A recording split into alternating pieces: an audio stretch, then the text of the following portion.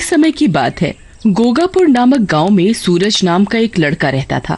वो 7 वर्ष का ही था, तभी उसके माँ बाप दोनों की ही मौत हो जाती है। वो बैठा रो ही रहा होता है, तभी उसके पास अचानक से एक हाथी आकर गिर पड़ा। तभी सूरज की नजर हाथी के पैर पर पड़ी। ओहो, इसके पैर में तो कील गड़ी हुई है। तो सूरज उसके पैर से कील खींचकर निकाल देता है। हाथी सूंड उठाता है और वो उसको अपनी सूंड से उठाकर अपनी पीठ पर बिठा लेता है।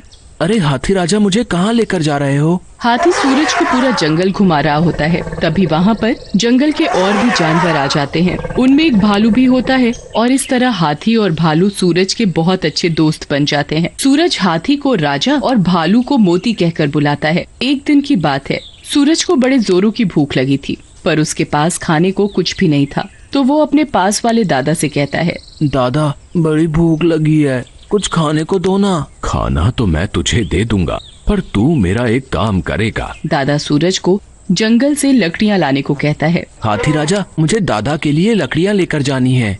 हाथी सूंड उठाकर पेड़ से मिनटों में लकड़ियाँ तोड़ देता है और हाथी सूरज को पेड़ से फल तोड़ कर देता है। तभी एक आदमी सूरज को हाथी और भालू के साथ देखकर चौंक जाता है। उसकी ये खबर शहर में सर्कस वालों तक पहुंच जाती है और वो सूरज के गांव हाथी और भालू को पकड़ने आ जाते हैं। वो एक जाल बिछा देते हैं। सूरज इस बात से अनजान था कि सर्कस वालों ने जाल बिछा रखा है। अचानक राजा और मोती उस जाल में फंस जाते हैं।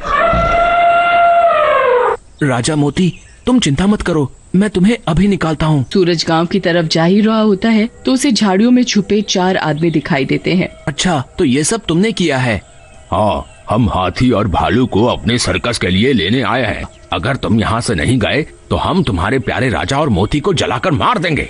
सर्कस वाले गुस्से में मोती को जला देते हैं और वो सूरज को भी जला देते हैं। सूरज चीखता रह जाता है। सूरज की मौत हो जाती है